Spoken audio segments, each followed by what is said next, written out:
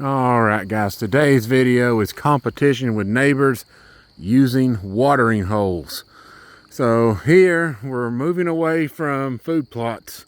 That's your number one tool, but we're also moving to a secondary option now besides food plots. Water is just as important. If your property, we're going to exclude this area here, okay, as far as the way this property looks. But from here over to that white fence and down to the main road, all the way up the ridge top and beyond, there is absolutely no water here. So if your property is like that, where there is just a even further advancement of no water than where I'm, if it's 100 times this length or more, there's no water, you need to do something about that. So there's several options that you can do. The cheap way is to just dig a hole and use some sort of ground sealant, but there's too many negatives to that if you're trying to cut corners and go the cheap route. The best thing to me, at the minimum that you want to do, is literally dig a hole and use a plastic tote, a kid's swimming pool, something that can contain the water. And it's still relatively cheap to make something like that.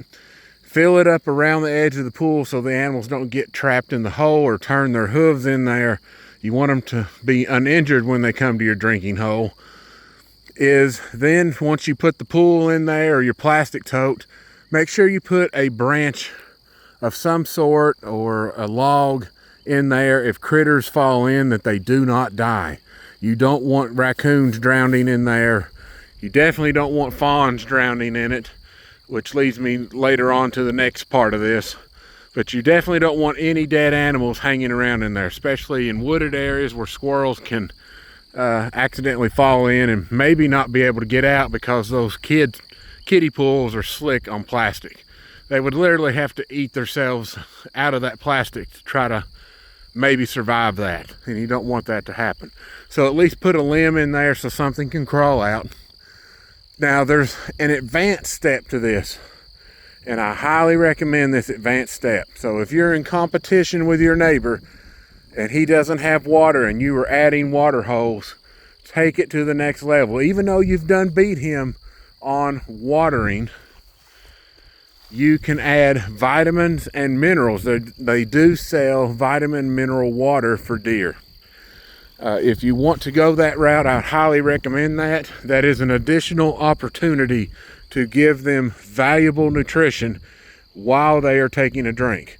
In general, water is non-existent hardly with nutrients, barring, a river or stream that's packed full of good sediment. You have a good chance of doing that. Or if the ground around the creek or river is very highly mineralized, that will leach into the water. But if you don't have that luxury and you got standard creek water, this is going to be good enough. You can't just dump vitamin and minerals in this. No way. You're flushing your money down the toilet when you do that. So in this case, there's nothing I can really do to this. It's just be happy you have a water supply. If you don't, make one. So this creek has never run dry. You can see it right there. Never run dry. We had a super bad drought here, and we had 9 straight months of no rainfall here. And the drought was so bad, everything was catching on fire. But my deer stayed healthy because they had access to water.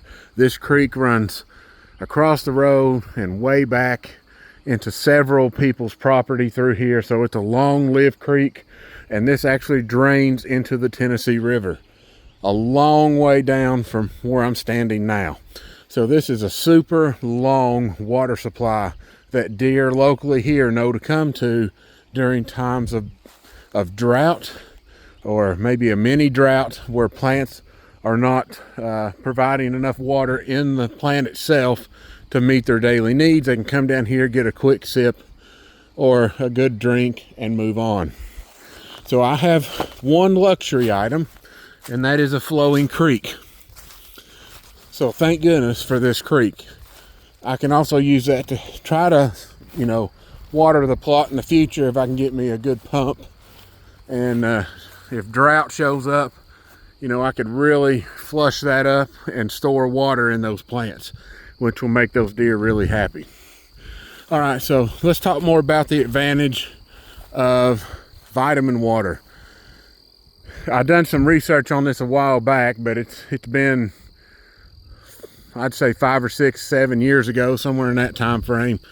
They've probably improved on it since they debuted that stuff, and I would recommend it. If you have an opportunity, especially with this poor soil that I have all around this plot here, you have another golden opportunity to add a nutrient-filled honey hole. So go ahead, dig it out, do what you need to with the plastic totes. Do not make it deep. I think a modest goal is no more than 6 inches deep. If you have a kiddie pool, you definitely don't want to really go above 6 or even 8.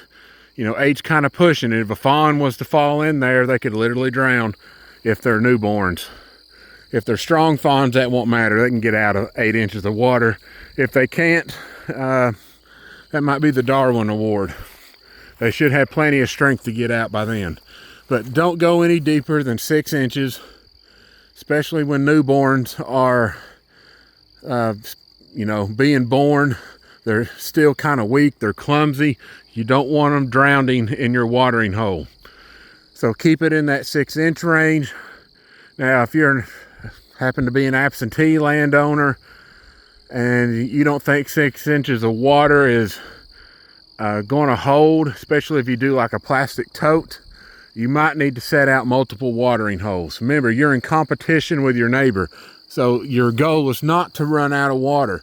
So you may have to add 10, 12, 20 or more, depending on how much land you actually own or lease, if they're willing to agree to that. And the more of those you have, the longer that water can last. And yes, water can go stagnant in those if you're not around to flush it out and replace it, especially if there's been no rainfall for a long period of time. Now, if it's coming downpour after downpour, it's going to fill it up and overflow it, and you're going to recycle your water that way. So there's plenty of opportunity there to draw deer in, try to beat your neighbor. Now, if you want to go, let's say you don't want to do a tote.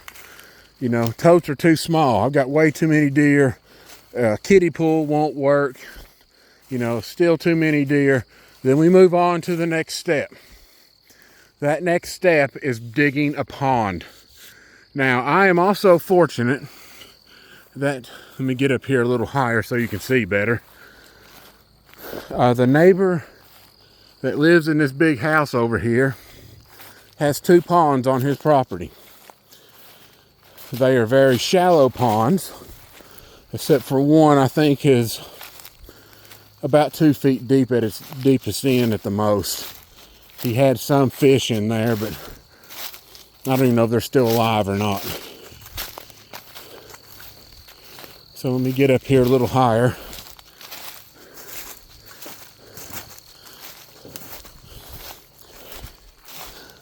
Okay. So below that red barn, there is a pond that is on the back side of his property touching the fence. His second pond is up here behind the house. Very small pond, very shallow. I don't think it gets really deeper than 8 to 10 inches. So I'm actually pretty happy about that. But the deer have clean access. So if a car like going by right there now was to run them off, they can't get a good drink, then they have access to his ponds. So he's a non-hunter, so that benefits me. So I don't have to really dig ponds. But I recommend those. Keep them shallow. Make them as large as you need them. Maybe it needs to be a 1/4 acre pond or less, or maybe it needs to be more. That is totally up to you on how you want to lay your land out how many deer you have, how much competition's around you. Remember, this is what you're doing. It is a competition. So if you're using the advanced route, which is the vitamin water, I would recommend using some sort of flavor additive like persimmon, cherry, apple flavor, something that deer like. Because if you're using straight minerals or vitamins, that stuff tastes really bitter, just straight up taking it. That's why they mix theirs with water and added flavor to it. So at least by doing that, you can have the advantage over your neighbors. There's other things that you can try to do. You can set barrels out above the ground, which is the even cheaper way to do things and less work, especially if you have, like a disability where you can't do things you used to. You can take barrels, cut them down to about 6 to 8 inches high and anchor them somewhere where the wind and storms won't blow them away, and you can collect rainwater, and or if you got enough willpower to bring your own water to put in there. So that way you can help your deer out in times of need. Water is so important. So I'm providing food. When this field grows up, I'm providing shelter and some decent shelter up here, but I also am providing water. And then I'm going to provide safety. So there's several videos that I still have to go as far as competing with neighbors. But this video doesn't take a lot of time up. It's pretty basic, simple. If your neighbor doesn't have water, you need it. If your neighbor has water, put trace minerals and vitamins in there and add flavor to it. Something to give you the edge over him. If they love apple flavor, keep using it. If it turns out, you can experiment. If you got like 5 or 6 different water holes, use different flavors for each one. Determine which one the deer love the best and replace it with that. That'll be how you learn your best advantage. So maybe your deer actually hate the persimmon flavor and they like cherry or they like apple. You have to figure that out in order to compete. So I hope you like this video. There's not a lot to it, but as long as you understand your layout, figure out what you're missing, you can beat your neighbor. I hope this helps, and you all have a fantastic day.